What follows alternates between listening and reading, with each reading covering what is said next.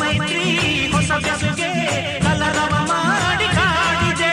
ಹೊಸ ಮಾತು ಹೊಸ ಮುತ್ತು ಹೊಸ ಮಾತು ಹೊಸ ಮುತ್ತು ಬದುಕಿನ ತುಂಬ ತುಂಬಿದೆ. ಅಂಬರ ಚುಂಬಿತ ಅಂಬರ ಚುಂಬಿತ ಅಂಬರ ಚುಂಬಿತ ಪ್ರೇಮ ಪ್ರೇಮ ನಿರ್ಮಲ ಮನಸ್ಸಿನ ಕಾವ್ಯ ಇದು ಕವಿ